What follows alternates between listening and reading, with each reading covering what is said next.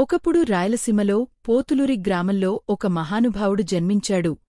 ఆయనే పోతులూరి వీరబ్రహ్మేంద్ర స్వామి. సాధారణ కుటుంబంలో పుట్టినా ఆయన చిన్నప్పటినుంచే అసాధారణ గుణాలు చూపించారు. తక్కువగా మాట్లాడేవారు, ఎక్కువగా ఆలోచించేవారు. కొంతకాలానికే ఆయన లోకజీవనాన్ని వదిలి ఆధ్యాత్మిక మార్గంలో నడిచారు. అతను సాధారణ సన్యాసి కాదు.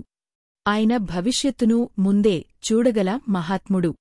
అందుకే ఆయన రాసిన ప్రవచనాలు, ద కాలజ్ఞానం ఈ రోజుకీ కోట్లాది మందిని ఆశ్చర్యపరుస్తున్నాయి. ప్రవచనాల ఆరంభం ఒకసారి ఆయన శిష్యులు అడిగారు, స్వామీ, భవిష్యత్తు ఎలా ఉండబోతోంది? మానవజాతి ఎటు వెళ్తుంది? స్వామి కళ్ళు మూసుకుని మౌనంగా ధ్యానం చేశారు.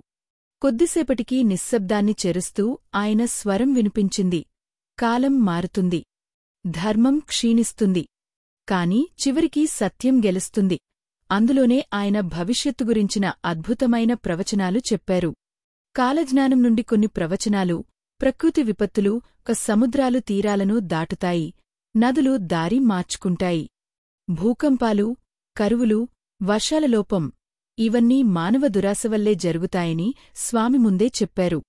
సామాజిక మార్పులు ఒకరోజు వస్తుంది. తండ్రి కొడుకుపై, కొడుకు తండ్రిపై విశ్వాసం పెట్టుకోడు. అన్నదమ్ముల మధ్య ప్రేమ క్షీణిస్తుంది. డబ్బే దేవుడిగా మారుతుంది. సాంకేతిక అభివృద్ధి. మనుషులు గాల్లో ఎగురుతారు, నీటిలో నడుస్తారు. ఒక చోట కూర్చుని మరోచోట జరిగే సంగతులను చూస్తారు. ఇది నేడు విమానాలు, సబ్మెరైన్లు, టెలివిజన్, ఇంటర్నెట్ రూపంలో మనం చూస్తున్నాం. ఆధ్యాత్మిక పునరుద్ధానం. కలియుగం చివర్లో ఒక కొత్త యుగం వస్తుంది. ఆ సమయంలో భక్తి మళ్లీ పునరుద్ధానమవుతుంది.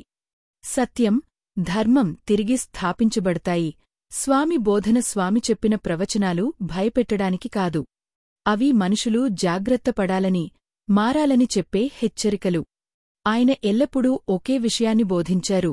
సాధారణ జీవితం గడపండి, ప్రతివారిని సమానంగా చూడండి, దేవునిపై భక్తి ఉంచండి. అవి పాటిస్తే భవిష్యత్తు ఎప్పటికీ భయంకరంగా ఉండదు. ముగింపు పాఠాలు. కాలజ్ఞానం చదివిన వారెవరికైనా ఒకే సందేశం అందుతుంది. లోభం పెరిగితే నాశనం తప్పదు. ప్రేమ, భక్తి ఉంటే భవిష్యత్తు వెలుగుగా మారుతుంది. పోతులూరి వీరబ్రహ్మేంద్ర స్వామి మాటలు ఈ రోజుకి ప్రతిధ్వనిస్తున్నాయి. ఆయన చెప్పినట్లు కాలం మారుతుంది, కాని సత్యం ఎప్పటికీ నిలుస్తుంది. ఈ కథ నచ్చితే లైక్ చేయండి, షేర్ చేయండి. మరిన్ని తెలుగు తాత్విక ఆధ్యాత్మిక కథల కోసం జీవనవేదం సబ్స్క్రైబ్ చేయండి. జీవనవేదం జీవనానికి జ్ఞాన మార్గం.